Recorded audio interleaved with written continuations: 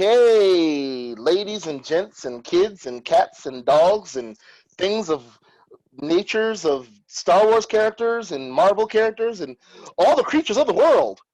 Hi, how are you? You've reached episode 7. That's 1, a 2, a 3, a 4, a 5, a 6, a 7. And all dogs go to heaven, because heaven rhymes with 7. Yay! And you know what else got the word 7 in it? Avenged Sevenfold. Remember that group, Vince? I've heard of them. Well, that was not helpful. So have I, Vince, but I thought maybe you, okay. Well, you know what? I don't know. I think they're one of those bands that, like, if I heard their song, I couldn't tell you one of their songs, but then if you played one of their songs, I'd be like, oh yeah, like I know that one. To be honest with you, I'm giving you shit right now. I don't know not one Avenged Sevenfold song, but I remember. Why are you giving me such a hard time? Because it's fun, because you're just such a hater. All right, so. It's not fun. I'm filled with love, not hate. I love how I just throw the word hater at you. Yeah, I give positive critique about certain things, about like maybe we shouldn't be talking about certain sex tapes, and I get called a hater. Don't care for the label at all. I know, and that's something a hater would say. All right. With that being said, folks, that was my lovely co-host there.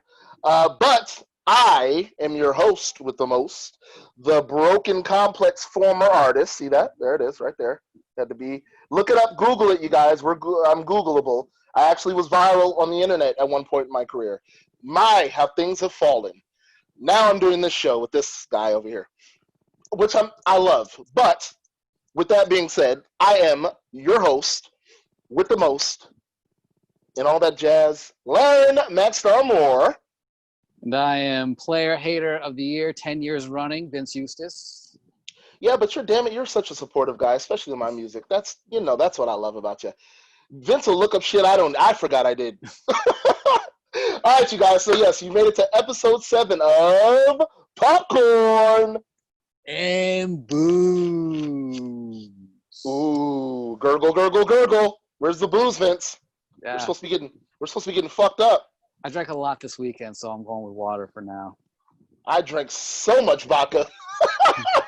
I'm drinking water too. A lot of vodka this weekend because there was nothing else to do, you guys. Because in case you all forgot, we're in a goddamn pandemic and lockdown and quarantine. And the only thing I do is work and really come home. That's it. I have no social life. Everything's over.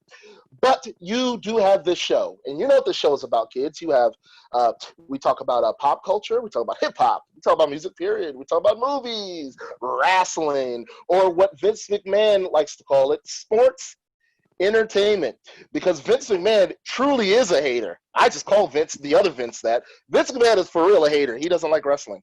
I love wrestling. I don't like this anti-Vince rhetoric the show is going in. We'd be more pro-Vince going on. If I can convince you to be more pro-Vince, I think we'll be firing on all cylinders. I have to say, that was pretty convincing, Vince. Yeah. We could do this all day. All right, you guys. Well, hell, let's start the show off, Vince. What do we got, man? What are we going into? Well, I remember last week you told me something I did not know, so we're going to touch on it real quick. Oh, that's right. You mentioned that Dave Franco is going to be playing Vanilla Ice That's in a new right. biopic. And you did not know that, and your eyes bugged out, and you were like, we have to talk about this. Yeah. So you sent me an article. I read a little bit about it. I prefer Dave Franco to James Franco. I think Dave Franco is a better actor. Yeah. I think he's way funnier, and yeah, just like I like Dave. I think he's a good actor. I think he's a good guy. So you and I kind of talked on this as well. He's a little short to be playing Vanilla Ice. Yeah. Vanilla Ice, I think, is maybe your height. He's about 6'1", 6'2". He might be even taller than me. Hell, I don't know. Yeah, and Dave Franco is like 5'7" maybe. He's like your height. No, you're average at least. You're like, I've seen you in person. I mean, hell, we met in person. I'm only an inch shorter than you. I'm 6'8". I know you're not. Yeah, that's right. You're not that. You know what? This quarantine has got my brain fast. I haven't seen you in months, and that's what a pandemic does. It makes you forget people's heights. So there you go. Sounds like an excuse a hater would make. Oh! I think he's just projecting on me this entire time. No. But anyway, back to Dave Franco. Firing back. I mean, I'm interested. I'm not a Vanilla Ice fan, but I think it should be interesting. I kind of like the idea of Dave Franco doing these movies on artists that aren't really critically acclaimed, like Tommy Wiseau or Vanilla Ice. even though Vanilla Ice was way more successful than Tommy Wiseau in the grand You scheme told of me this. things. Remind me of the character that Dave played in the Disaster Artist. He played the actor producer who played Mark. I forget his name is Greg Sestero. And he wrote the book The Disaster Artist. He co-wrote it, so a lot of it's coming from his perspective. Okay, cool. And so yeah, Dave Franco I think is very good at sort of showing these not laughing stocks, but kind of just people like we don't hold these people in high regard, and he does a good job at like breathing life into them, and we kind of laugh at it, but he also paints it with like some enough strokes that we're like, oh, there's some depth there. No doubt, dude. I agree, 100%. Better performer than his brother. Real quick, it's funny. Somebody speaking of the Francos in James more specifically. I know we're talking about Dave, but just a side note to James, the more famous brother. Somebody told me that there's a course study at some colleges around around America. He's not that, it's not that self-proclaimed, but there's apparently some colleges and universities that have acting course studies based off of James Franco's acting style. And when I heard, this is an actual thing. I heard this. And when my friend, I heard this a few years ago. And when my friend told me this, I was just like, what the fuck has James Franco done so critically acclaimed, other than he's done a few things, don't get me wrong. He got nominated for an Oscar. Yeah, and honestly, I think when I was told the story, I think it was before The Disaster Artist even came out. I could be wrong. He also got nominated for, what was it, the movie where he lost his arm? 127 Hours, yeah. Which was a good film. Very disturbing. I don't know if you've seen it. Very disturbing film. Haven't. Oh, boy, very disturbing. But I just was like, you mean the Green Goblin from Spider-Man? And I'm not knocking that guy's career. Like, he's done some big things. He is. He's at this point, I would assume he's an A-lister. But I just was like, I don't know. What's your take on that? I was just like a course study on him. No, like as if he's like Robert De Niro. Like Robert De Niro, I understand. Morgan Freeman, obviously Denzel Washington, Anthony Hopkins. Those names, yes. But James Franco? I don't know. No, we'll have to take the course and figure it out. Maybe. It sounds like a scam. Yeah, it does. Online courses. Listen, Dave Franco is a better performer, and I think height-wise, I don't know how they're going to do that. I don't think it's going to really matter in the end. They'll probably put him in like some lifts or something, or they'll do what a lot of movie productions and films do to make an actor look taller. They'll just shoot a lot of from up perspective frames, to make him look more larger than life. But it's all about the acting in the end. It's all about. I hope he's a good dancer, because Vanilla Ice was a good dancer, so he's got to replicate those dances. And he's got to rap. I know Vanilla Ice wasn't the greatest rapper. He was a nursery rhyming rapper. A lot of rappers during that time kind of were anyway, especially the more famous, poppier rappers. They were all nursery rhymers. But even still with that, you still got to kind of have some kind of rap cadence. He's definitely got to put on the black scent that Vanilla Ice put on. He's got to do it. He's got to do the black scent. So I thought that was his real voice. I thought that was his Miami... inner city. You listen. That's what you tell. Listen, there's not a person in history named Robert Van Winkle that sounds like that. So I don't know what you're talking about, pal. That was a black set. So hey, more power to Dave Franco. I guess I don't want to say excited, but I'm anxious to see this movie. I really want to see how they depict not only Vanilla Ice himself, Robert Van Winkle, his career, but how Dave is gonna play him out. So no, should be good. We'll check it out, man. All right, what do we got next, sir? All right, so it's been kind of news for like the past couple of weeks, and it just keeps getting weirder and picking up more steam, trending all the time. Ellen DeGeneres, it's kind of been a little known secret if you live out here in Hollywood, if you're sort of in the industry or know people in the industry, that even though her persona is that she's super nice, she's really not that nice, especially on her show. She doesn't treat her coworkers that well. So they say. There have been YouTube videos for years about like guests, like sort of like having tense conversations with her, like Dakota Johnson, Justin Bieber. There's a lot of, you sort of see it. But it's come out that like, oh, she's not really that nice. It's been coming out that producers have been sort of sexually inappropriate with some of the workers. Ellen has denied all this, but people are saying that she knew about it and also that she's very mean. Celebrities have started to sort of step up and also talk about her, and like Brad Garrett from Everybody Loves Raymond. It's like, nope, everything is true. I think Leah Thompson from Back to the Future also said, yep, no, this is everything they're saying is true. So have you heard anything about, like, prior to all this going on, have you heard any rumblings of Ellen not being as nice as a public persona? To be honest, this is actually news to me. And I'm sure there have been people that have spoke on this in the past, and it just didn't pick up on my radar. But no. And it's funny that you bring out all these things that are coming out, because Ellen is the queen of coming out of the closet. Remember on her show 25 years? Okay. No. Anyway. I remember. That was, hey, it made sense. Great joke at the moment. Coming out. Ellen's coming out. Listen, I'm going to be honest. To be honest, I never watched her show, but as a kid, that was the first time I ever heard anything about Ellen DeGeneres. I mean, I was pretty young. This is what, the 90s, mid-90s. So until that came out about her coming out as lesbian, I didn't know who Ellen DeGeneres was. And from that point on, I never heard anything. And I'm sure there have been stuff, especially in this internet society we live in now, that has come out prior to all this about her not being a pleasant person. But none of it's really picked up on my radar. If that is true, I think that's terrible, because she comes off. It's like finding out The Rock is a dick. His persona on camera, his persona in his interviews, his persona on Instagram. I follow him. A lot of people follow him on Instagram. I hope we never find out that he's a dick.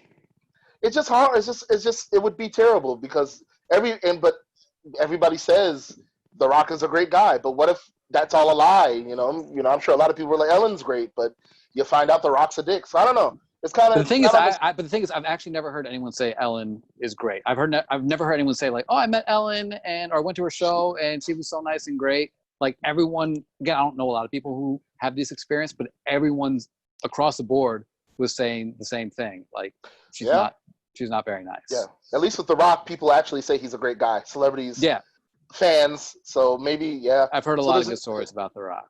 Yeah, there's nothing to counteract Ellen being a dick. Yeah. Her wife standing up for her, obviously, and Scooter Braun, Justin Bieber's manager, the one to manage Chris Brown too. And he also he made a name for himself, I guess, taking Taylor Swift's music, and she can't perform it anymore. And so he kind of became like, go Scooter, because I could not stand Taylor Swift. I'm not saying that's right that he's doing that. No, come on. As an artist, if you can't perform if Broken Complex is like, you can never perform this music ever again, like, that's bullshit. So he kind of became like persona non grata early. So he's not exactly someone who you're like, hey, I got this great guy in my corner. Well, I mean, if these people are co-signing this, then I don't know, man. I would only assume it's true. It's like accusations, like rape allegations and stuff, when there's just multiple people saying it. And in this case, multiple people are saying about Ellen. I guess there's got to be some truth to it. I certainly hope not. I've never met her. On top of that, the story kind of revolves around the fact, and I don't know if you just mentioned that, but apparently one of the producers on the show, she had to apologize because I believe one of the producers on the show was inappropriate or something of that nature. Yeah. I didn't. Because I know that's how this all kind of came out. It was about the inappropriate stuff this producer was doing. It was kind of like, just like everything came out at once. Like, there was a report about toxic environment on her talk show. Then that came out, and then it was like, oh, she's not that nice. And then the, like, I guess, sexual misconduct also happened. So yeah, she apologized for it. I think she denied any knowledge of it. Of course. Which a lot of people are pushing back on and being like, anonymous sources are like, no, she knew. She knew. Didn't want to lose her job. Yeah, which could happen. Could very well. That happens a lot. There are a lot of people, especially when this whole Me Too movement thing started, there were a lot of women who were coming forth that did not say anything years ago. And it was because they were in fear of their place in the industry. So that could be very well the case where she was like, shit, I don't want to piss off my producer. I might get fired. I don't know. I hope none of that's true. And I hope Ellen gets her act together, lady, because I tell you what, ain't going to be no Finding Dory 3 for you, Miss Lady, if you don't get your act together. Ain't gonna be no Finding Nemo, Finding Dory, and then a third movie. Okay, Right. so be careful. If you want that third sequel, you better get your act together, Missy, and you better talk to her, Vince. She won't listen to me. She won't return my calls. Ah, Again, damn it. I told you, I have inside knowledge. She's not very nice. All right. Moving right along. And good luck. So good luck to Ellen. We'll see how that plays out over the week. Or not. If this is all true, Or go fuck yourself. if she is a piece of shit, then I'm gonna say it. Cancel Ellen. Cancel Ellen. Because if it was a man, they would be quick to cancel the fuck out of him. So women, it's all about equality. If she's doing these horrible, inappropriate things or condoning inappropriate acts from other people, then cancel Ellen. She's got to go. Got to go. All right. So you sent me this article I was not aware of, but apparently they are talking about doing another Scream movie in the Scream franchise, Scream 5. And of course, you can't do the Scream movie without Neve Campbell, and so they're talking about Neve Campbell, like signing on to be in Scream 5, which I think I'm not probably like I've seen a good amount of the Scream movies, haven't seen all of them, but she's like the main. Like I can't see you doing a Scream movie without her. No, absolutely not. She's the Jamie Lee Curtis of this franchise. You can't do a Halloween movie, although they did several, without Jamie Lee Curtis. At least in this case, all 5 movies have had and are going to have Neve Campbell in them. So that's one thing. At least she's been consistent. Jamie Lee Curtis her character was like out of the picture for like 5 sequels at one point, wasn't it? Yeah, and then when they brought her back, it was a big thing. They're like, "Hey, Laurie Strode's back. This is incredible." Laurie Strode's back. So in this case, there's no Sidney Prescott is back. She ain't never left. Sidney's been there, and still they cannot kill this woman. She's like the Terminator, dude. They just cannot hold this woman down. They've tried for 5 movies. I don't know what's going to happen in this 5th one.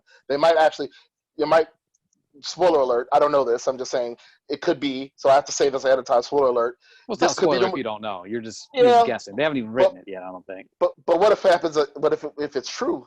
Then I just ruined. It's not a spoiler. You don't know. You're just guessing. Okay, so an educated guest. Spoiler alert. She might die in this movie. I don't know. It's a possibility. Real quick, the history of Scream. First of all, I'm always, my ears always perk up when I hear about a sequel to something that pop culturally resonates to me, because it's Scream, much like wrestling, much like hip hop, much like a lot of other franchise movies, helped with the process of raising me. I always say that.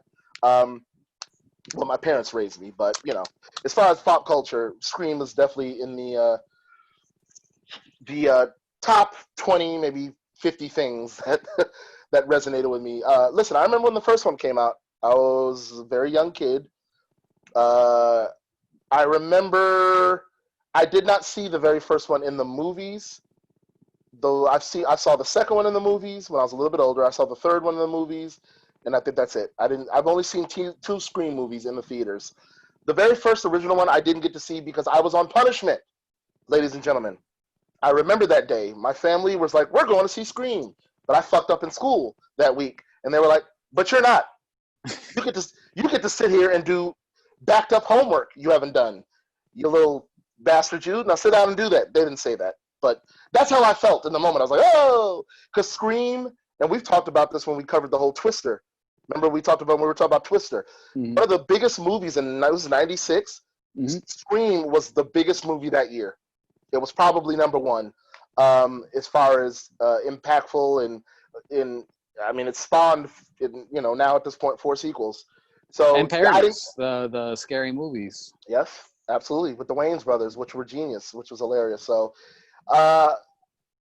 there's some reports where they're talking about it might be even a reboot or a rebooted sequel. It's weird. And then somebody made the point of saying, well, all the actors are coming back as the original characters. They were like, you're calling it a reboot, but if the same actors are coming back doing the same thing, they're like, no, it's a sequel. A reboot is usually when they get new actors, it's a new take on it, but they just take from that and then they just do a new, thing on it. All the actors are coming back from what I read in this article, all of them. Wait, so even the ones who have died in the other ones? Yes, in some form, probably like in a flashback scene. Obviously, they can't if their character's been killed off. I It'll can't see probably like be like I can't see like Skeet Ulrich like coming back in a flat because he still looks good for his age, but he's like a 50-year-old man. So like I can't see him they're coming all back. they're all in their 40s and 50s now. So let me recant on that. So maybe not everybody, but all the core people that are alive for sure. So this can't be a reboot, but I don't know. There's So different like articles Neve on it. Campbell, Courtney Courtney Cox, David Arquette. David Arquette. Who else? I mean, definitely those three. I think there was a few other names they mentioned, but like you mentioned, most of even the main characters are dead. Jamie Kennedy's character was killed in the second movie. Yeah. He had the horrific scene where he was pulled into the van and mutilated. And then at the end of that movie, Scream 2, you found out that it was Roseanne's sister.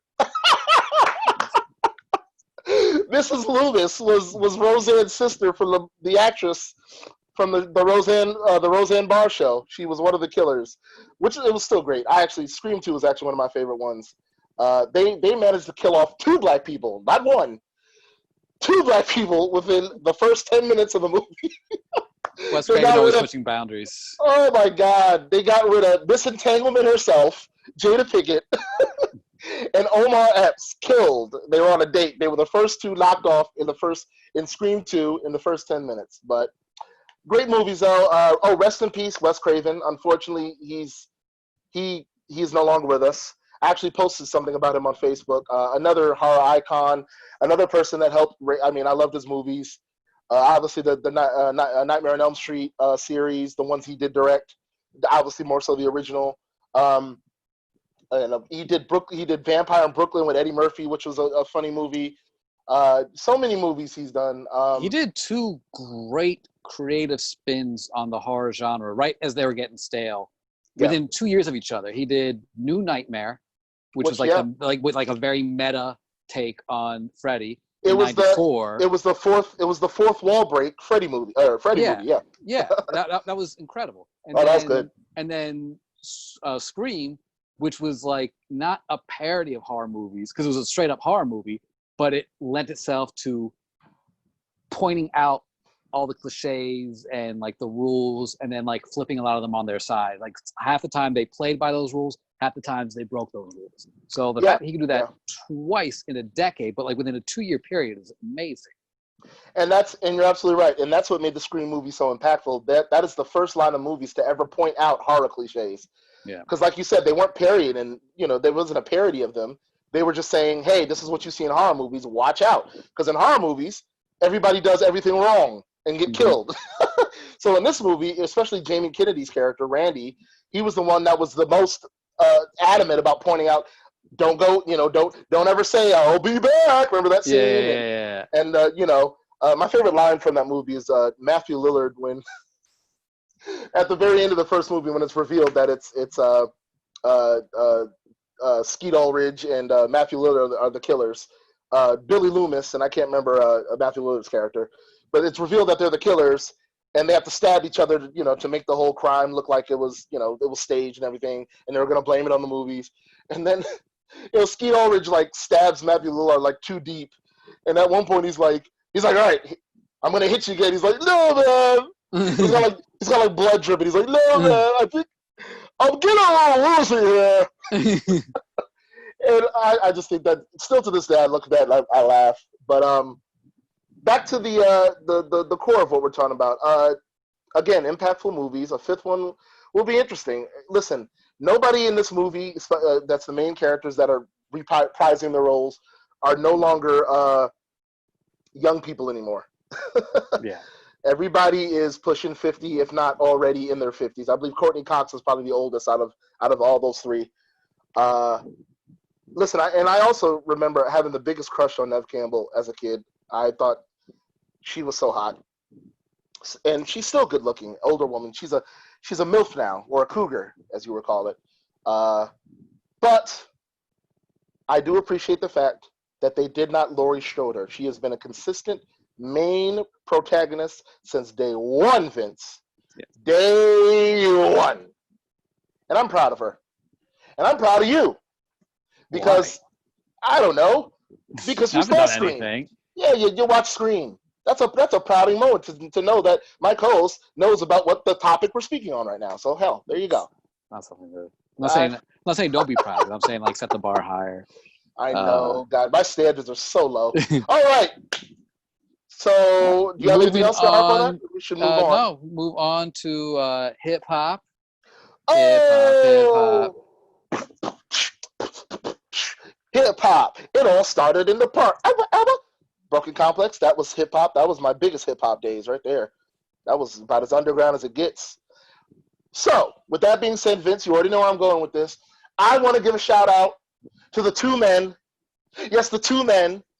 Yes, the two men that made it possible for me to be who I am today, Max Star, and who I've been for the past 18 years, a rapper professionally, and a hip hop head all my life. I want to give a shout out to DJ Hollywood and Vince, and you better not say Vanilla Ice. I believe his name is Cooliest Hercules. Ooh. Maybe Cool Herc for short. You know what? That is interesting. And you know what's funny? I made that up. That's not. I don't think he's ever been called Cooliest Hercules. I know Herc stands for Hercules, but the Cooliest I told that has nothing to do. How cool would that have been if somebody Wikipedia that in just word for word? We can do it. It's Wikipedia. We can just jump in and change it to that. Some articles you can do that. But yeah, shout out to those two men. They are the greatest. And with that being said, let's get into this hip hop, baby. All right. So there is a producer extraordinary nobody by the name of J.W. Lucas. Burn. I had never heard of him prior to him going viral this past week. It turns out it wasn't just me. A lot of people had. Charlemagne hadn't heard of him. Envy hadn't heard of him. A lot of people hadn't heard of this guy. He's a white producer. He's our age, and he's based in Vegas. He's worked on Lil Uzi Vert's stuff. The Jack Harlow was poppin' song he worked on. So he's got some allegedly songs at his disposal. Although we'll get into this later, his involvement in it may not be all that. But he made news on his Twitter page. He posted his thoughts on Breonna Taylor, which if you're white, this doesn't sound good. If you're white in hip hop, period, the only time you should be bringing up Breonna Taylor is if you're saying, hey, it's been X amount of days and Breonna killers are still haven't been arrested. But I have a huge feeling that's not what he said. No. He said, oh, I'm like, she shouldn't have died. I'm not saying she should have died, but your actions like come with consequences. She's hanging out with drug dealers. She's like staying at a trap house. All these lies, like these aren't like, she wasn't at a trap house. Like he's ignoring the fact that the police were looking for a guy who was already in custody when they had the no-knock warrant. And so yeah, exactly. No knock warrant or nothing. They had no reason to bust in his house in the first place. Absolutely not. And they wouldn't have gotten shot at, and they wouldn't have had to shoot an innocent woman who had nothing to do with it. She wasn't even awake. Right. So she, obviously, we know her story. He basically was saying, he was trying to guard it and be like, no, I'm not saying she should have died, but when you do stuff like this, you kind of bring it on yourself. And he got lit up. Like people had no idea who he was, but then look him up like, oh my God, this guy's like in hip hop. Like why aren't we gatekeeping better? Like why can't we make sure that these types of people, because then I saw this hour-and-a-half long interview he did on this producer's podcast.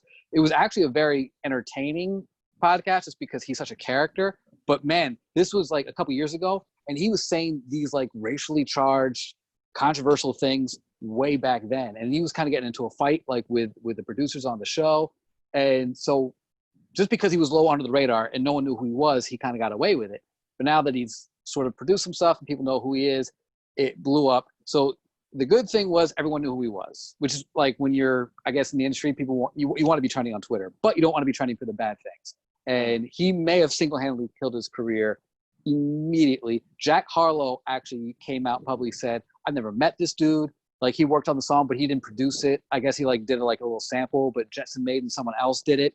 So this guy never did it. There's another rapper, I'm blanking on his name right now, but he asked his label to take the song that he did with J.W. Lucas off of Spotify. He's like, I don't want any money to be made off this. Like I don't like basically fuck this dude. Yeah. Yeah, no, because it's gonna be deemed as if you're still doing business with him, it's gonna be deemed as you're supporting his views, even though you're not, and it is just business. You shouldn't. I would do the same thing as an artist. I would be like, you know what, this is gonna fuck up my money, but this is going to be deemed as me supporting this jackass if I do not cut ties with him, even musically. Uh, Listen, he sounds like he eats mayonnaise sandwiches. He sounds like one of the mayonnaise people. You know what those are? The Kens, the Karens, the white people that just don't know how to shut the fuck up, or be empathic, or just watch what they say. It's the common thing you learn. I don't care what race you are. Growing up, if you don't have nothing nice to say, don't say nothing. And then on top of that, if you do not have something factual to say, definitely shut the fuck up. You pointed out he didn't even know what he was talking about. He's just rhetoric, just ranting because he wanted it. It sounded like at that moment he just wanted to be political and impose his opinion, and he wasn't even factual about the things he was saying. He was just kind of making assumptions or just basically saying what he felt happened in the moment. Listen, the woman wasn't even awake. She wasn't even awake, and she died. And for anybody to not hear that and be like, wow, that is fucked up, something should be done, is beyond me. And I do not understand the lack of support for that whole Breonna Taylor thing. I don't condone violence in any way, but they shouldn't have been busting in that man's house in the first place, and there wouldn't have been a shootout. Why were you there? Police make mistakes, and then it's condoned by the powers that be when they make these mistakes. Then people lose their lives. And then you got idiots like, what's J.W. Lucas. J.W. Yeah. J. Walter Weatherman. J.P.W. Piss off, whatever the hell his name is. Idiots like this, and he's probably young, and I guarantee he's probably he's our age. He's which is young, but that's grown. Come on, you're not in your 20s, bro. In hip hop, you should know. Yeah, you should goddamn know. This dude, I've been looking up a lot of his stuff. I went into like a rabbit hole with him. He is someone who, like, even though he's our age, he like does not subscribe to our ideology of like hip hop. Like he was saying like or intelligence for that matter. He was going after songs. He was being like, oh, like I heard this Jay-Z song. I was like, this beat was whack. Heard this Game song. It was whack. It was stupid. It's like I'm hearing songs that have like record scratches. Like no one wants to hear that. That's corny. That's stupid. It's like you don't want to hear record scratches on albums. That's hip hop. Like how do you like? I'm not saying every song has to have it, but to like sort of cut that off and be like, no, like I don't want to hear that. Like that's like the foundation. Like you're insulting the Cool Hercs, the Grandmaster Flashes, the DJ Premiers, like producers and like founding fathers who came before you, who I guarantee you don't know anything about. You don't know shit about them. So who gave you the right to come in and talk about this? Who gave you the right to come in and talk about anything hip hop related, and then even race related at that? So he's just fucking up on every spectrum imaginable. Yeah. He don't talk right. He ain't talking right about music, hip hop specifically, and he ain't talking right about race relations. No. Listen, cancel. Definitely. But like you said, Vince, last episode about what was the episode before about Roger Stone? How can you cancel if you've never subscribed?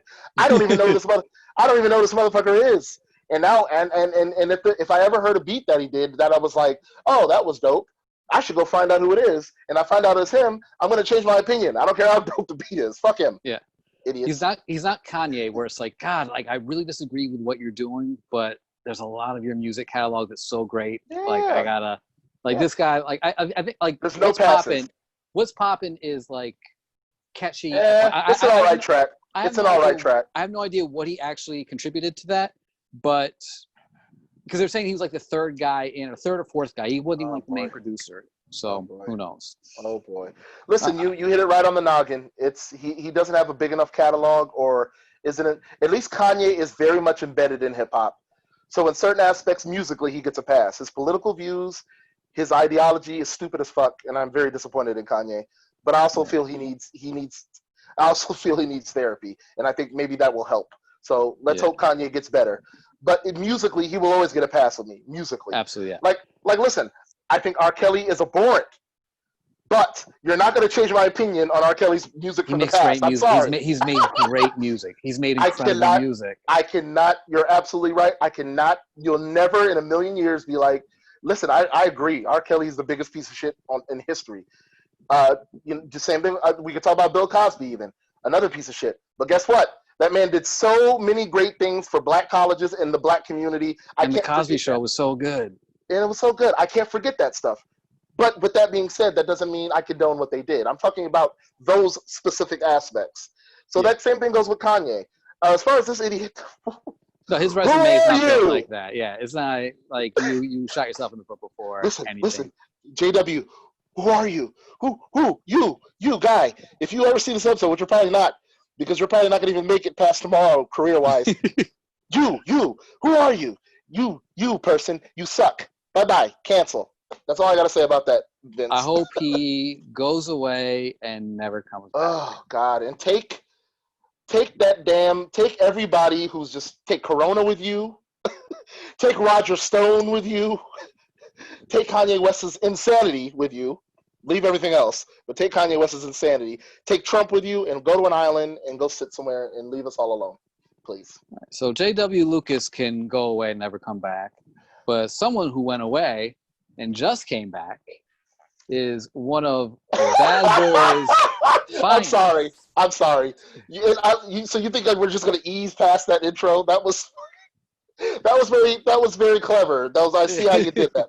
We're not gonna just ease past that, but continue. I think that's the whole point of a transition. We're supposed to ease right into it. But yeah, I had to address it. So one of Bad Boy's finest, Loon. Remember Loon? Oh yeah. Actually, you know what? He'll never be put amongst the elite of hip hop artists that were really good. No. But if you listen, please, I implore all our viewers and even you, Vince, for some stuff you maybe have not heard. Please go back and look at a lot of Loon's catalog. The dude can rap. He's got bars, and a lot of people don't realize Loon can spit. And this is from a spitter. So if I give you the stamp, trust me, Loon's got bars. You know. So Loon obviously kind of blew up early 2000s. Then same thing Diddy does with a lot of bad boys. People who just kind of loses interest, screws them over, whatever. Yeah. But Loon went to jail in 2013 for you were saying like just a lot of heavy drug trafficking, overseas, just like kingpin stuff. Some straight racketeering, all this crazy shit. Yeah. So he changed his name in jail. He's been released, and he's now a free man. And so hip hop's talking about this. He was hanging out with Akon and some other people. Diddy saw the picture on social media and was like, "Hey, there he is. hit me up." And everyone's like, "Why are you hitting him up on a social media thing? Like, call him." Like, Diddy, what are you doing? Yeah, dude. That's come on. Diddy's like 50, and you're like, "Hey, slide into my DMs, Loon, when you get a chance." Like, dude, stop.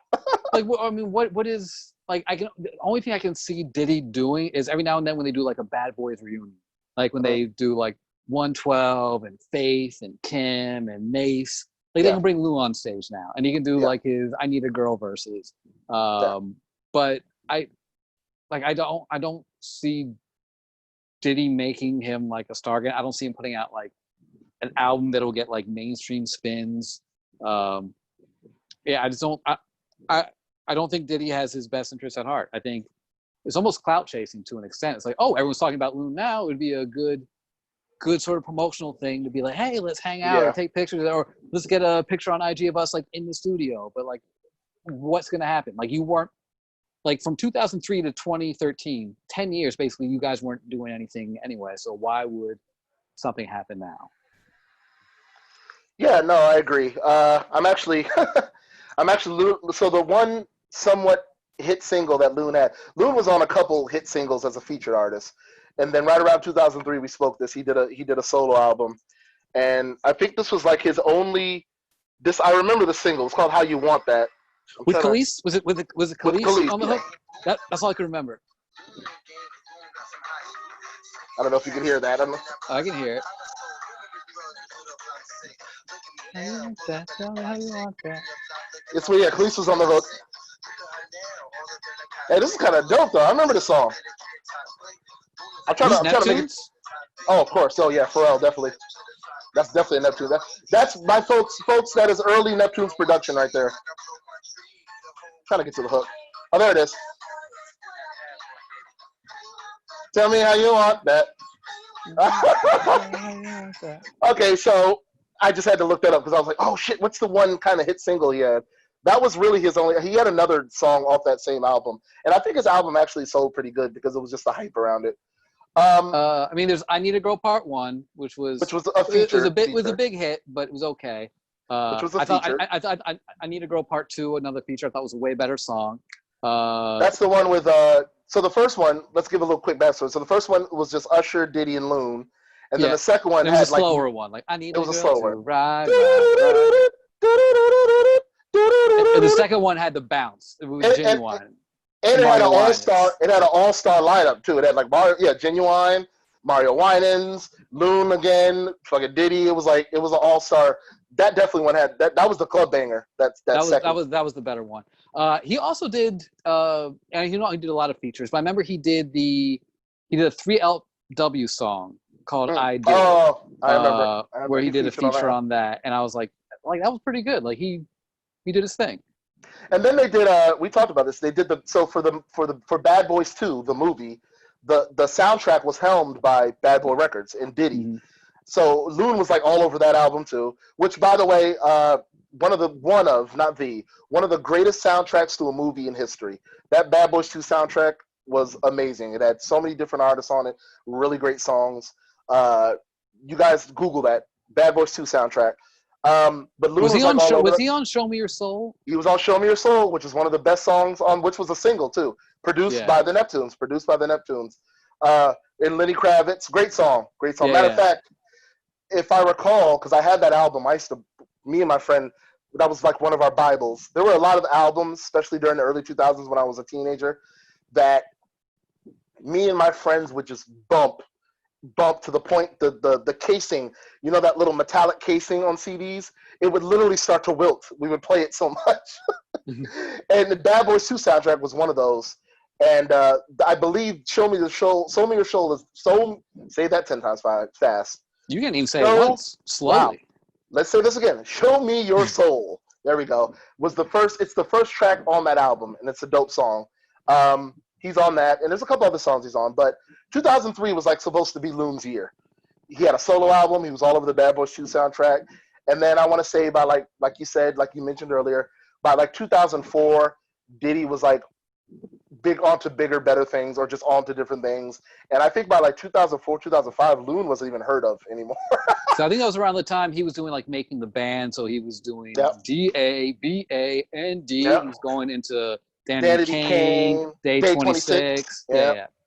So I think at that point, once the mid 2000s started to hit, he was like, I have no room for Loon. I don't. And Loon used to get a lot of shit too, because there's another famous bad boy artist who didn't have a very long career that he sounded like. They used to compare him to Mace. Remember Mace? But Mace had a huge, like Mace at one point may have been like, in terms of commercial appeal, like he may have been like arguably the #1 rapper of like 97. Oh yeah. From 97 till about 99, Mace was literally like 50 Cent. He was the biggest international rapper. He was like the #1 rapper. Diddy tried that with Loon, and that's all it was. Listen, I'm like I said, Google Loon. He actually could spit. They did a Bad Boys compilation album in like 2001, right around the time Loon had first got signed to Big Bad Boy, and it was like 2000, 2001. It was a compilation album, and Loon's all over that, and he's dropping some hot bars. I can't remember the name. It wasn't P. Diddy and the Family. That was the first album. It was The Saga Continues. The Saga Continues. There was a Bad Boys compilation album, and it was that was kind of the introduction to Loon. Black Rob was on it, and there was a bunch of artists, Bad Boy artists on there. Mr. Woe himself. G-Dep, who was another one. Kane, the white rapper. Boy. Yeah. That was he was trying to make him the Eminem of Bad Boy. He was trying, and again, another rapper that could. He had Mark Curry. He had a bunch of fucking people. Yeah. Diddy is just the king of having a huge roster and doing nothing with nobody. Dude. When I saw the track list for Bad Boys for Life, when I saw Mark Curry, I thought it was Hanging Mr. Cooper. I think as a kid, I thought that too. Like, hey. I saw him in the video. I'm like, that's not it. That's not Mr. Cooper. No, not Mr. Cooper. No, not that Mark Curry. But Diddy he's had a extensive roster. And with that being said, like you said, with Loon, the only thing he could really do with Loon, right? He can't put out an album. He's not going to make no money off of Loon. Sadly, Loon is just, at this point, Loon's probably in his 40s. He's not that old, but it's just, music has changed drastically in the past 10 to 15 years. And even when Loon was doing his thing, and his sound probably wouldn't even fit in nowadays. But I can see Loon maybe doing his own thing, separate from Diddy. Independently. Yeah, independently, and like getting a buzz, like Freddie Gibbs, or sometimes like when Jadakiss drops something, or when Redman drops something, sort of like just on his own, and like maybe get a buzz through that, and people be like, "Oh my god, like this is actually really good." Because someone didn't why am I blanking on his name? Shine. Did Shine release an album when he got out? Not when he got out. No, I think he featured on a few things, but he's another one. I'm glad you brought him up. Shine was another dope rapper. He sounded like Biggie, and everybody used to compare him to Biggie because he sounded like this. Shine Poe. He still had that sound like baby. But when I first heard Bad Boy, I thought it was an old Biggie song that they just a lot of people did. A lot of people did when that hit the radio, and I remember when that hit the radio. That was like 99, 2000. When I was 2000. I remember summer 2000. It was summer 2000. I remember hearing it, and it was. Yep. I remember hearing it on the radio and like by the beach, and I was like, "This is incredible." Whoa, sleep. Whoa. Yeah, that was a dope ass song, dude. I'm gonna bump that shit in my car tonight, dude. That is the jam right there, bro. That was incredible. That was a hot track. But much like you, as a teenager, I was like, "Oh, that damn Biggie." I was like, "Oh shit, I don't release Biggie track." I was like, "All right, this shit's hot." And yeah, then they just did the posthumous Biggie album the year before. Oh, Born Again. Born Again. So it's like, oh, and then obviously years later they did the duet. So it's like, oh, they can the Biggie duets. Yeah, exactly. Is that your Jazzy Faye impression? That's Jazzy Fizzle, Fizzle, Fizzle, Fizzle, Fizzle. He would do the thing. He would do the fizzle, fizzle, fizzle, fizzle. What happened to him? We're going to have to talk about, by the way, we're going to move on. But the fact that we just brought up all these artists we have to talk about at some point now. We got to talk about Kane, Mark Curry, where the hell is Jazzy Faye, Shine. Like we have just brought up so much future material for Popcorn and Booze, folks. It's incredible. I found my old burned CD collection from the 2000s in college, so I'm gonna go through them this week and just have the memories come back. And we're gonna actually, we got a lot of some cool episodes coming up, just basically revolving around something. But we need to revolve an entire show around just early 2000s hip hop and music, just the whole show, because there's just so much to talk about. And we're going to talk about Mark Curry and the fact that we thought it was the Mark Curry from Hanging with Mr. Cooper. Yes. So, hey, I'm glad Loon is out. Good for you, man. Like Vince said, do some nostalgic shit. Do some old rapper man shit that a lot of older rappers do. Just have that old sound, but just do it to new tracks and do it independently. And let people know. And start your shit off with "Allow me to reintroduce myself. My name is Loon." Yeah, that's how you do it. So that's not bad. All right. Moving on to the wrestling aspect, the wrestling portion. Normally, what was did you have an echo effect there? Maybe. Did I? Woo! Oh, there it is. No, I didn't hear it so much that time, but I thought you actually had like an actual effect. I thought you had like, I don't know, like something on deck, like a keychain. Yeah. I was like, why did that sounded? Maybe I just heard it weird. I will have to go back and listen to it again. But it sounded like it sounded cool. But it's that I told you, lay off the heroin, Vince. So it sounded cool. So I know you didn't do it on purpose. No, I don't. It was just instinctually. But what I was gonna say is normally around this time, what would be going on. Nope. Come on. Nope. Here's what we have to do. We're gonna. No, but no. But come on. Right around this time, I'd be singing a certain song. No, we are about pressed for time. Hold on, about a certain piece of film. No, with a certain two people. Film, movies. We've already talked about. Yeah. You're right. So moving right along. Okay. So, but before you go, let's talk about the sex tape. Sorry. We're not talking about the sex tape. I don't get to do the theme song anymore, so I got to torture you somehow. But when we get the show interactive again and back on a great production value, you best believe the song's coming back, Vince. No, it's coming back. I will edit it out.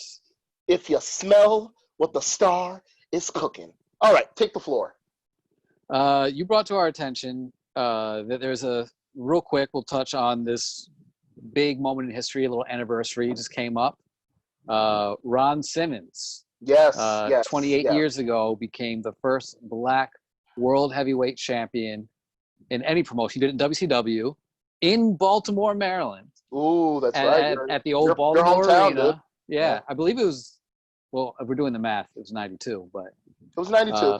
Yeah. Yeah, I didn't want to harp on this too long, even though I mean this is an incredible feat, an incredible accolade. A whole show should be revolved around the first Black anything.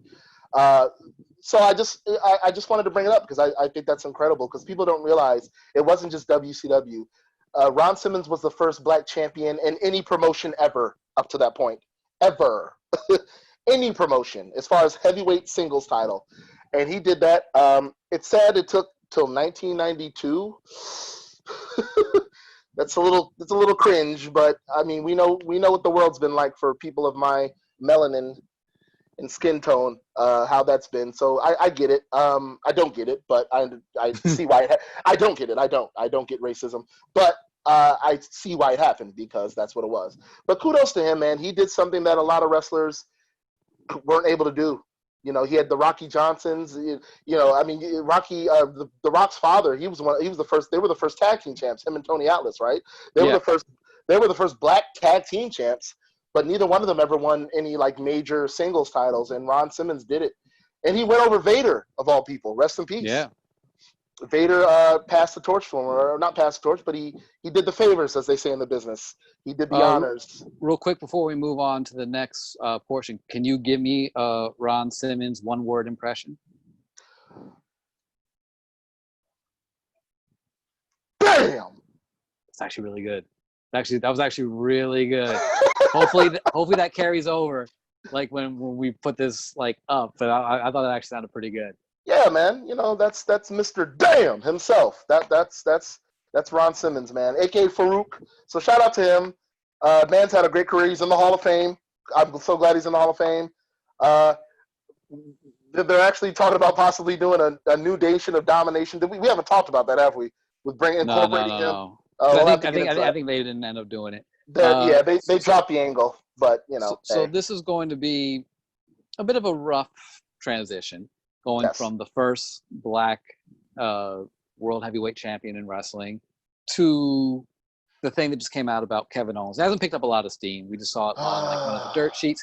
Kevin Owens, one of my favorite wrestlers currently, not only because he's great in the ring, great on the microphone, but from a personal standpoint, I love that he uses his voice to stand up for issues that he believes in. And he seems to be like one of the good guys. Which is probably why this story, this article, or this situation that has come up is probably eating him alive right now. Yeah. So he used to wrestle for PWG in LA way back in the 2000s. He was obviously an incredible bad guy. And there's this video of him and someone else. They were fighting these other wrestlers. I think it was a Mexican wrestler and a Black wrestler. An African, a Black dude. And it shows the one guy on the microphone, like he's like, "Oh, you think we're gonna get in the ring with?" And he starts throwing racial slurs at both of them, and he drops the N-word with a hard R on the Black wrestler. Well, I mean, let's listen. We don't sugarcoat nothing here. I'm gonna say it. I believe he said a wetback and a nigger with the ER. That's exactly what came out of his mouth. Wow. So then the camera, because it was not a highly produced thing. Someone did it like on their home video. Yeah. So the camera then pans to the babyface's reaction, and you see the wrestlers like losing their mind, like they're like trying to be held back. They're like, you know, like come here, I'll fuck you up. And then you hear another wrestler, which is alleged to be Kevin Owens when he was Kevin Steen. Well, he still is Kevin Steen, but it's alleged to be him. Also be like, "Oh, you don't like that I said you don't like it?" And then he repeated the word. He repeats it. Again, I don't know if it was Kevin. I don't know if it was the other guy. He was a part of it. So it hasn't picked up a ton of traction. At least I don't think so. Like I feel like it wasn't. I went on Twitter and it wasn't like picking up a lot of steam. I think it's because Kevin Owens, my thought is, again, it's like inexcusable. Kevin Owens, I think, again, in the past 2 years has used his platform to speak out on injustices. And I remember he did this one interview with Lillian Garcia on her podcast, and he was talking about like he kind of had to like grow up, like, and he was talking about stuff in the indies that he had to do, and he didn't talk about that instance in particular, but he's like, yeah, there's like just not only like storylines, but just the way he used to talk and be like, oh yeah, like you're just in a locker room with guys and you say stuff, and I assumed it meant just like stuff about women that are sort of derogatory, stuff about other races. Yeah. And just like when you're kind of like with a close knit group of guys, you say offensive stuff just to make each other laugh or pop each other. And I think he has learned throughout the years, because he's like, I look back on how I used to act and talk back then, and I'm ashamed of myself. Like I'm ashamed of a lot of that stuff. So a lot of people were kind of not defending what he said, but like, look, we have to acknowledge when people know that they did wrong and take the steps to change. Because if someone is a horrible person and then they don't know it and they keep being a bad person, that's one thing. But if we talk to them and they're like, hey, this is bad, and they're like, wow, you're right, and they grow, especially like 15 years later, like that's the goal. We should be wanting that to happen. So but what I mean, obviously I probably talk too much on this as someone. I mean, I could speak on the Mexican aspect because like I find that to be offensive. But in terms of the slur on your end, what's your take on Kevin Owens in this situation? Like I told you before we even like got into recording this episode, I made a point of telling you that obviously you listen to it. It's a work. It's an angle, and obviously it was said, and we're just talking wrestling. I'll get into the racial aspect of it in just a second. But let's just speak on the wrestling aspect, the kayfabe aspect of it. It was clearly a work. It was clearly a angle to where the heels were trying to get major heat. Right. They were trying to get some heat. And what's the easiest way to get heat but to be racist? Especially if you're white.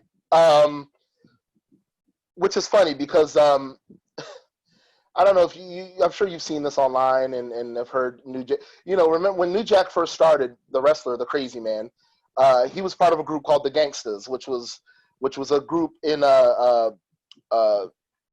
Jim Cornette. It was the Jim Cornette. I can't think of the promotion right now. NWA.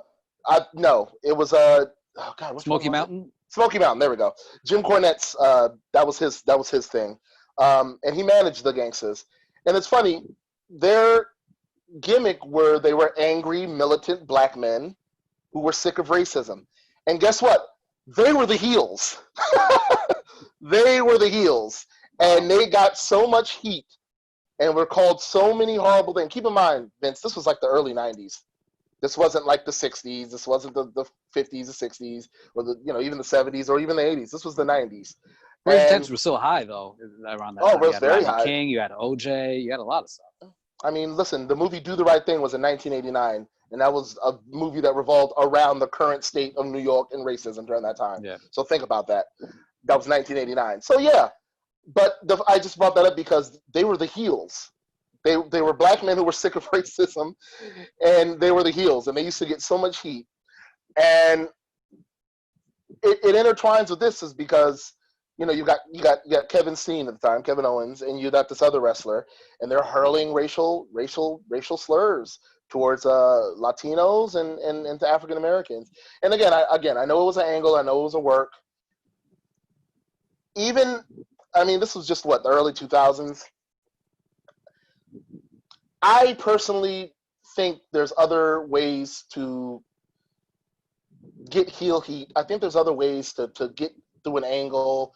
I understand it's like watching a movie. Listen, there's going to be movies where there are characters who are racist and they're going to hurl racial things at. We talked about American History X. It's like we don't go cancel Edward Norton for dropping N-bombs all through that movie. It's like, but he was a flat out racist in that. So I was going to ask you that actually. I'm glad you brought it up. Where's the line between entertainment and because wrestling, we know it's entertainment, but it's purported to be sort of real as opposed to a movie where it's like, oh, this is a movie.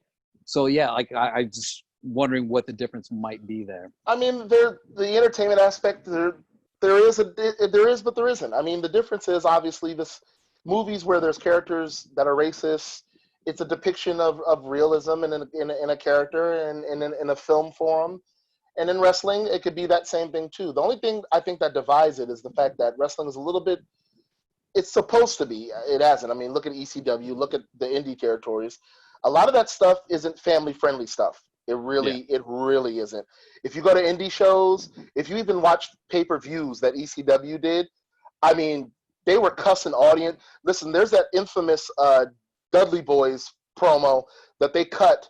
It was on an ECW pay-per-view where they're talking about they're telling a woman in the crowd to shut her mouth or take like 9 inches of black cock. Like this is this is Bubba Ray Dudley saying he's cutting this on the mic, and like D-Mod's like they're calling women fat and calling them bitches and cunts, and they're cussing out dudes and calling them. Yeah, they were starting riots. They were saying horrible, misogynistic and racial things, and it was fine because it was entertainment. They were heels.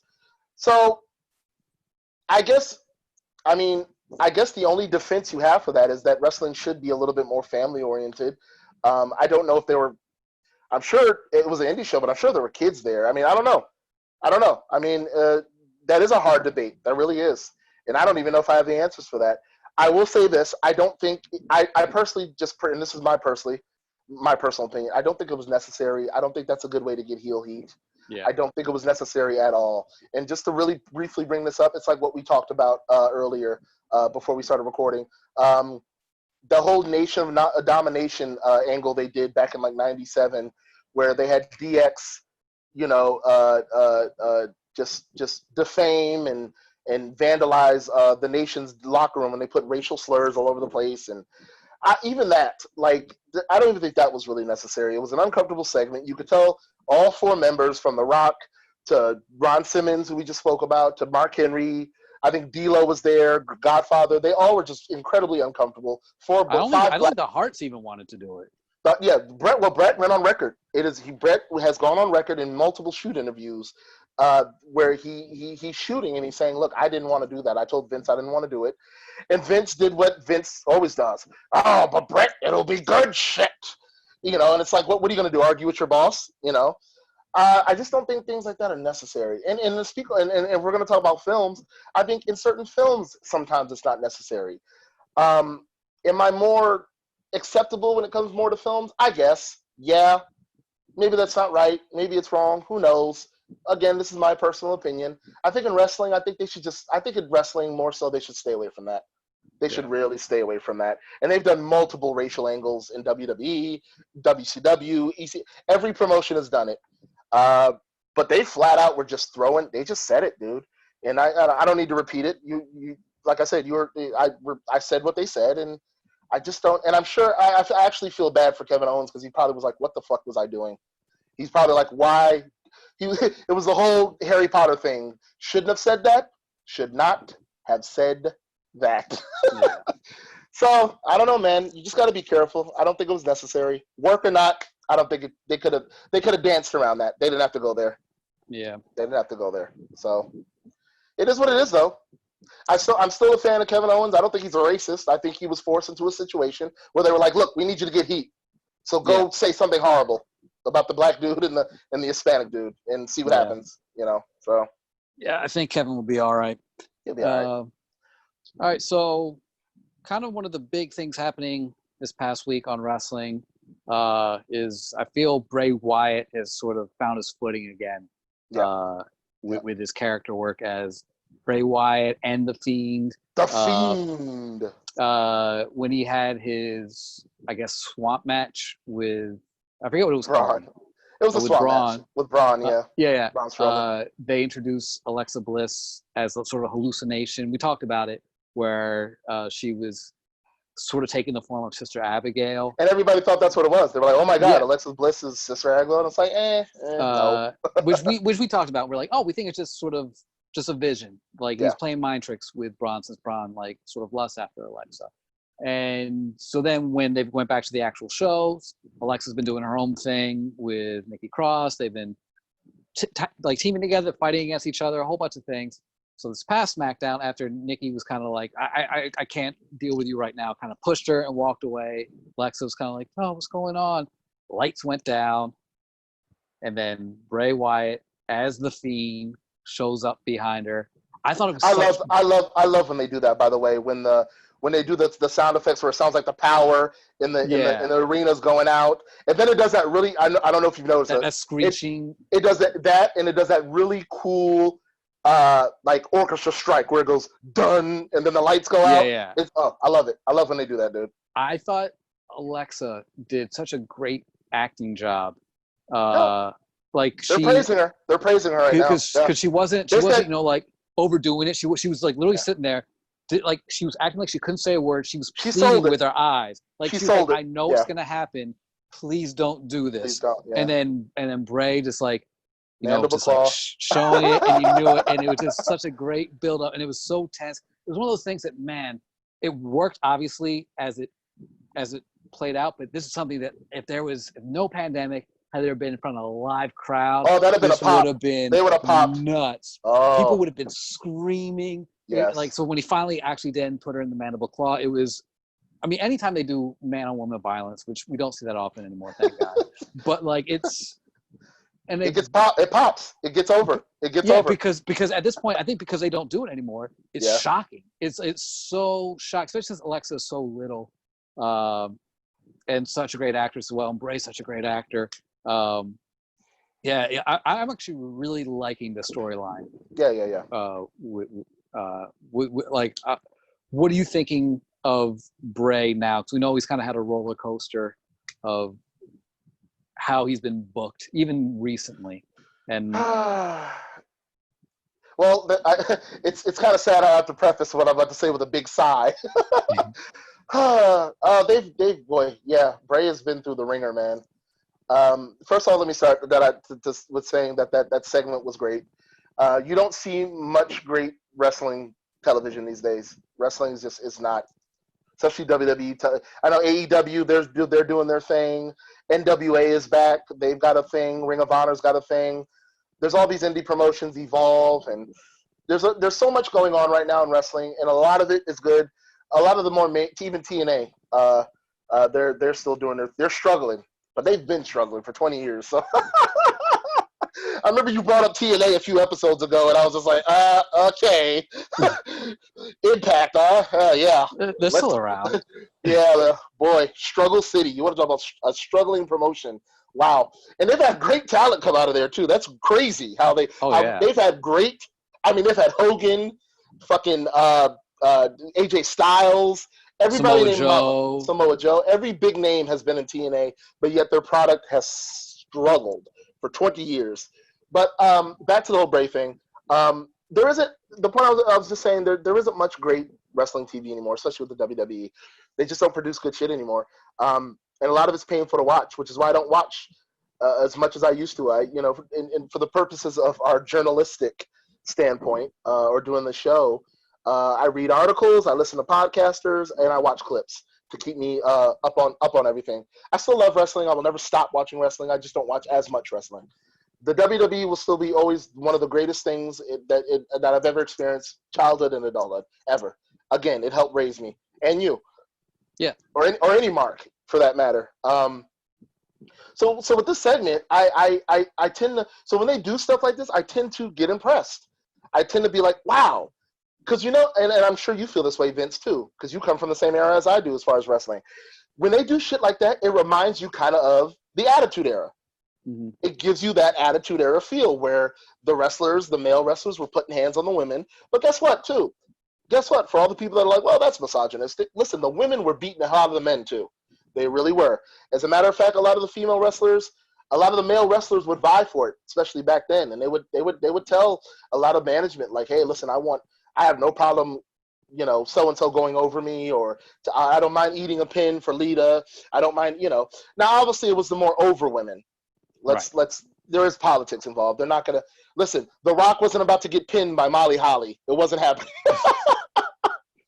There was no, Stone Cold wasn't about to eat a pin from the cat. That shit wasn't happening. you know, but if Vince was like, hey, you know, Stone Cold, would you mind jobbing out to Trish? Stone Cold would probably be like, hell, son, why not? Maybe, because I remember Stone Cold wouldn't do a program with Mark Merrow because Mark Merrow just took a Sable bomb the week before, and he's like, man. Yeah. But of course, that was also like years prior. It was years, yeah. So let me rephrase that because you're absolutely right. Maybe a little bit later, far as like the mid to late '90s. Listen, it wasn't just Stone Cold. No male wrestlers were having any of that. They weren't getting. Nobody was eating a pin from a woman wrestler. It just wasn't happening. Yeah, it had to be set up a certain way. Like it couldn't be straight up. It'd have to be like a lot of different circumstances that had to be at play. And then you know the sad thing, the fact that you brought it up, it was Mark Merrow's own wife, Sable, that killed his career. Like. Yeah. Because then he was supposed to work with the hottest guy in the company, and Austin's like, if I'm not whipping his ass in 3 seconds, I have no business being in the ring with him. And that was Stone Cold's logic, and it wasn't even so much a man-woman thing. It was just basically like, okay, I'm the most over babyface right now. I'm your champion, and you want me to eat a pin from a guy who just got Sable bombed by his wife on a pay-per-view. I think it also had to do with also the size. Like China, obviously you buy into it. China was beating up a lot of people. She was hitting Rock, Austin with like clotheslines, low blows. And you could buy that because she was so physically just like dominant. Sable was like tiny. Like, so it was like, how can you expect someone like 5'1", like 120 pounds, power bomb someone like 230? And it's like, so China's one thing, Sable's another. It's another like you could say it was sexist, but I think it also had to do with just like the physics of it. It was a size thing too. Stone Cold was just like, I don't blame him. And here's the thing, it wasn't just Stone Cold. No wrestlers wanted to put Mark Merrow over after that. even the jobbers and the mid-carders were like, you want me to work with who? Yeah, no. Not happening. Yeah. After what I just saw, this was on TV. This was on a pay-per-view. He got powerbombed by a woman on a pay-per-view during a time where that wasn't happening. So yeah. But my point is, like, the women were putting hands on the men were putting hands on the women. I'll never forget the infamous beating of Lita that Triple H and Stone Cold, boy, they laid into her and the Hardy Boys, but she got it the worst. And kudos to Lita because she sold the hell out of that dude, and she took it. They did everything under the sun. They beat her with a chair, and this was the two-man power trip, the little heel faction tag team that Triple H and Stone Cold formed, and they were just trying to show how aggressive and horrible. And it wasn't a sexist thing. Lita probably said, "Listen, guys, lay into me. Don't. You know, I'm a wrestler just like you guys are. It's all about equality. Treat me like." And put them over as monster heels. Like and put them over. Because especially like Austin was still getting cheered at the time. Like, so like, how can we make the fans really realize he's a bad guy? And it's like, oh, we'll have him just wrap chairs around the Hardy Boys' heads and then just go to town on the back of Lita. And just wear her out. And not only go to town on her with a chair, he hit her with a stunner. Triple H pedigreed her. Yeah. They beat the hell out of Lita, and it was great. I remember even watching back then, I was uncomfortable. I was like, this isn't, like, this job, I was like, this is, I mean, I always hated Triple H anyway. Yeah. But like Austin, I was booing him. But at this point, I was like, "Fuck these guys!" Like, oh my god! And when's Rock coming back? When's Rock going to destroy them? Which they never did. That was supposed to be the original angle. The Rock was supposed to come back and get his revenge, but he was too busy with the movies, and it just didn't work out. But just stuff like that. So watching Bray Wyatt do the mandible claw on Alexa, it just reminds me of an older time where wrestlers were just being wrestlers. It wasn't really. It had sexist undertones, like we said. I mean, obviously, like I said, the male wrestlers weren't about to sell too much for the lower card women. They would do it for the upper card women, you know. So there was one, but it was still a free for all. It was equality. You beat my ass, I beat your ass, and they don't do that as much anymore. And for good reason, because we live in a generation where I think a lot of people, especially the younger audience, really can't handle that because it's something that's a little bit more beyond wrestling at that point. And I think it needs to focus on just the angles in wrestling. And I feel like as great as it was at the time, you know, Stone Cold and Triple H to get heel heat, they were trying to get heat on them, to beat the hell out of Lita the way they did. We don't need to see anything like that anymore. I don't think that's necessary. Yeah. It's not nearly as bad as what Kevin Owens did in the Indies, but there is a sort of similarity where it's like, oh, here are these guys trying to get heel heat, and they're going to do Yeah. some despicable things Horrible to act, get yeah. that heat. And it's like, and they're not really doing it. Like, No. but they're, I mean, they are saying the N word and they are hitting a woman, but it's for the show. So I can see how it'd be like, oh yeah, that wouldn't fly now. And listen, it wouldn't fly now. And I will say this real quick. As much as they laid into Lita and a lot of those male wrestlers were laying into the women, they were probably being very safe with them as well. Oh, they absolutely. probably, you know, I guarantee it's devastating. It was Lita selling, and it was Stone Cold and Triple H being very safe and being professionals. Because as devastating as those shots sounded and looked, it was probably to Lita, if she probably felt like she was getting hit with a pillow. I mean, Yeah. I'm just, those guys were very professional. They knew how to pull a chair, you know, they knew how to work a chair. They knew how to work a gimmick. So hit it where it sounds like, make the most noise without. And Lita sold the hell out of it. She sold the hell out of it. But with that being said, we don't need that type of content anymore. I don't think so. For our generation, it'll probably be great. We pop for it because we'd be like, oh shit, Attitude Era. But for this current generation, don't really need it. Kudos to Alexa though. Stellar performance. She sold the hell out of it. Great sell by her. Great sell by Bray Wyatt. You know, I love how he like you said, he did the slow burn. And then, like, right when he got close to it, and it seemed like maybe he wasn't going to do it, he was just like, just jammed in the mouth. He's like an animal. Like, he's like great. Yeah, they're playing him just like this sort of like creature. It's great. Yeah, and this is all a setup to SummerSlam, I believe, where they're going to have Braun drop that Universal title, probably back to The Fiend. And rightfully so, they should have never taken it off him, but that's here nor there. That whole Goldberg debacle was foolishness, but a great angle, a great segment, and great TV. And I hope they do more stuff like that. And it doesn't have to be, it doesn't have to be this aspect of they're putting hands on women, because it's been happening a lot. Nia Jax's been taking some bumps in matches. She did it at the Royal Rumble last year. Alexa's been taking some stuff. Beth Phoenix took an RKO from Randy the beginning of this year, right before his match with Edge. That was shocking too. I think because back in the day, Randy used to hit RKOs on everyone. He used to hit on Mae Young, he hit on Stacy Keibler. So when he hit it on Beth, it got like a reaction, like, oh my God, like he actually did it, because it's used so sparingly now. It's so sparingly. They don't do it as much, but when they do it, like you said, it gets a huge pop. I mean, look at the way they did Nia. Nia took a super kick, a 619, and an RKO at the Royal Rumble. And she's a big girl. She took that, and she sold it great.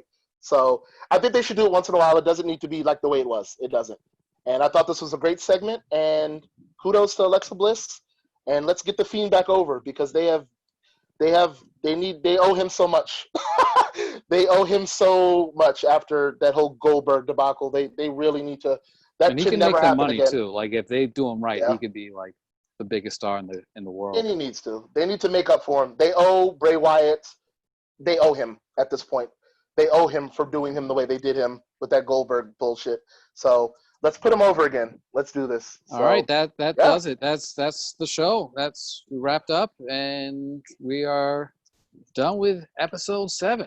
That is episode 7, you guys. Listen, I always say this at the end of every episode. Look, if you got any comments, you got anything you want to say to us, don't DM Vince. Just DM me. I always say DM both of us, but you know how that is. Just leave public comments. It's safer for everyone. But get a hold of us somehow and just let us know how you feel about the show. If you have any ideas you want us to talk about, any topics, any articles, shoot them to us. Shoot us a link, and we will read the articles, and we will cover them on the show if it's worth covering and deemed entertaining. So, with that being said, you guys, I'm going to go ahead and wrap this up. I am, the BC rider, the scholars on deck, punish whole crews, demolish your whole set. Yeah, that's a verse from our intro video. Vince knew that because he knows everything. He's smart. He's an oracle. He's a hip-hop oracle. Yeah. So that's who I am. I'm the BC riding, the Max Star glowing, limousine riding, jet flying guy, Laren Max Star Moore. And I'm the unofficial ghostwriter for Laren Max Star Moore, Vince Eustace. You know, it's true. He has written everything. Anything I've ever rapped out of my mouth was written by Vince Years for before we 18 even years. met. Yeah, I didn't even know it. I was just getting Nope. stuff mailed to me, and I was like, "Who the fuck is this?" Just It's great. I'll use telepathy. it. Yeah, I was like, "Oh, you know, I'll use it. I don't know who this is. Anonymous. Thanks, Anonymous." That's how I used to think them. But yes, you guys, you've reached episode 7. Please continue to support us. Please continue to watch the show and tell us what you think. And this is, of course, once again, you've made it to episode 7 of Popcorn And booze. Bye bye. Bye bye. Na na na na. Hey hey hey. Goodbye.